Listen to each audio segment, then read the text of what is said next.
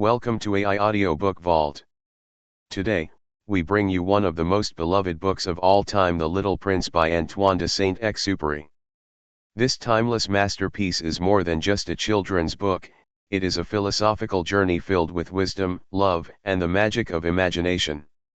Sit back, relax, and let this enchanting tale take you on a journey through the stars. Enjoy the story. Once, when I was 6 years old, I saw a marvelous picture in a book on rainforests called Real Life Stories. It depicted a boa constrictor swallowing a wild animal. Here is a replica of the picture. In the book it said, boa constrictors swallow their prey whole, without chewing. Afterwards they cannot move, and sleep for 6 months digesting. I thought a great deal about goings on in the jungle and, in turn, with a crayon, managed to produce my first drawing. My drawing number 1. It was like this: I showed my masterpiece to the grown-ups and asked them if my drawing frightened them. They answered, "What's frightening about a hat?" My drawing was not of a hat. It showed a boa constrictor digesting an elephant.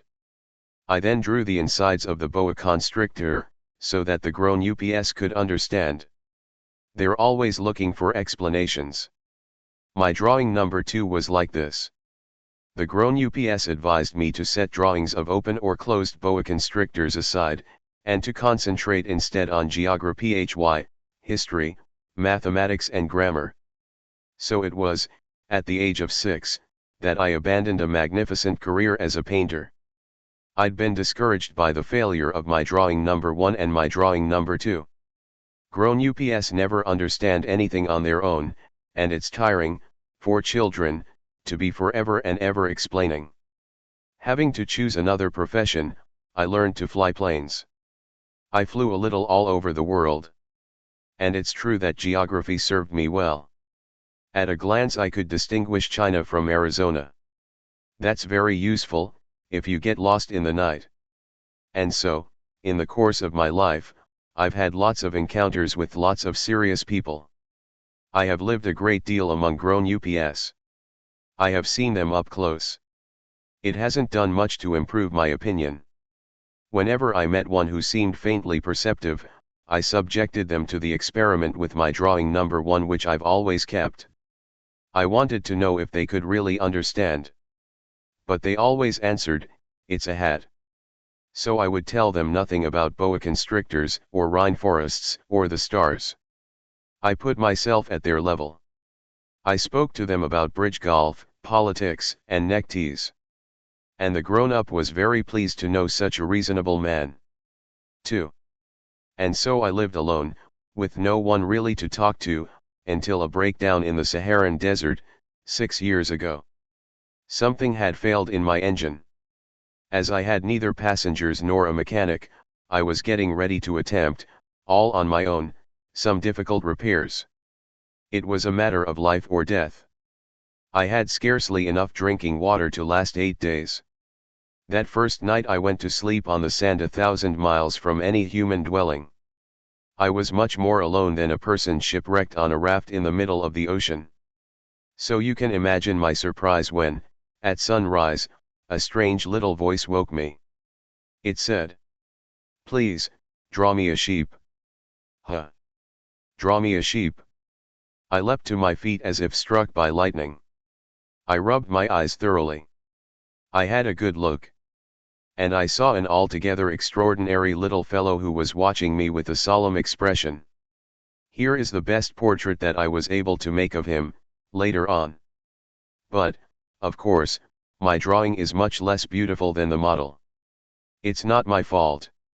Grown-ups had discouraged me from my artistic career when I was 6, and I hadn't learned to draw anything other than open or closed boa constrictors. So I was watching this apparition with wide, astonished eyes. Don't forget that I was 1,000 miles from any human dwelling.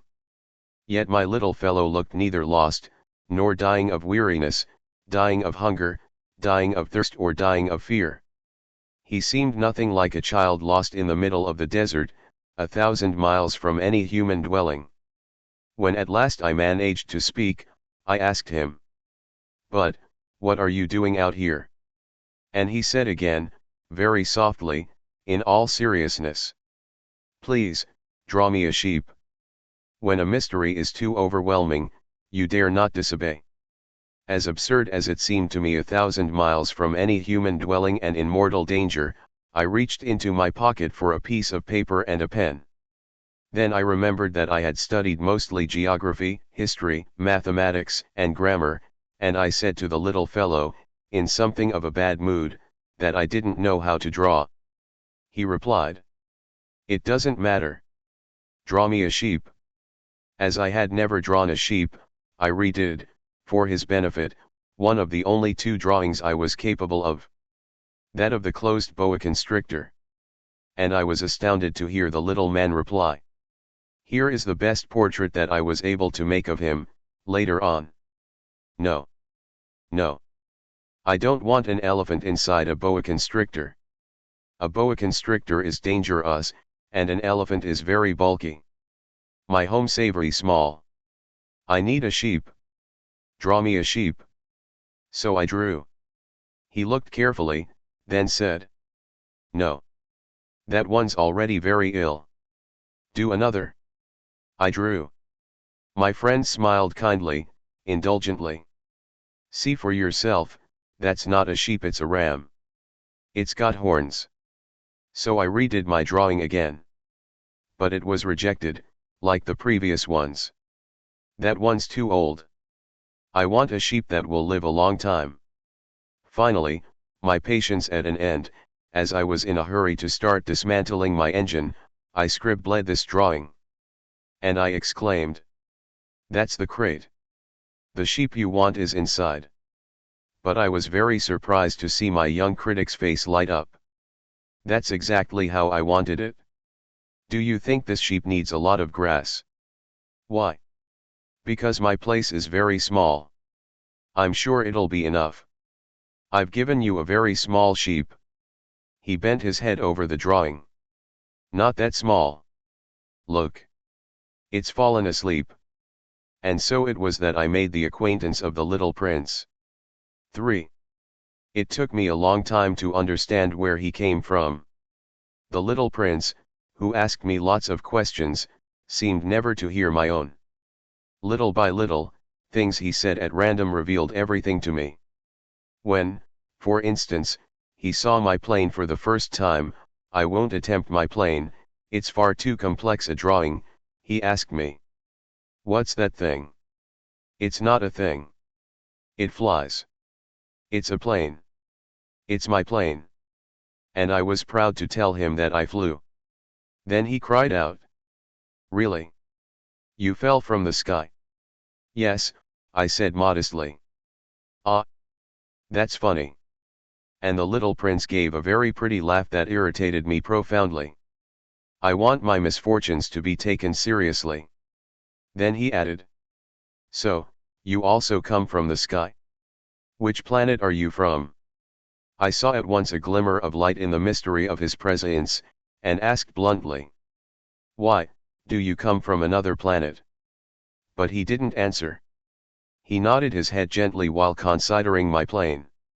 "It's true that you can't have come from far, on that." And he sank into a daydream that lasted a long time. Finally, taking my sheep out of his pocket, he buried himself in contemplation of his treasure. You can imagine how intrigued I was by this partial revelation about these other planets. I tried to find out more. "Where do you come from, my little man? Where is home for you? Where do you want to take my sheep?" He answered after a thoughtful silence, "The good thing about the crate you've given me is that it can be its house at night." "Of course. And if you're good, I'll also give you a rope to tie it up with during the day. And a post." The suggestion appeared to shock the little prince. "Tie it up? What a strange idea. If you don't tie it up, it will wander off and get lost." Again my friend laughed out loud. "Where do you expect it to go?" "Anywhere. Straight ahead." Then the little prince replied gravely. And that was The Little Prince, a story full of heart, wonder, and deep life lessons. If you enjoyed this audiobook, don't forget to like, share, and subscribe to AI Audiobook Vault for more classic and inspiring stories. Let us know in the comments which book you'd like to hear next. Until then, keep exploring, keep imagining, and never stop wondering. See you in the next audiobook.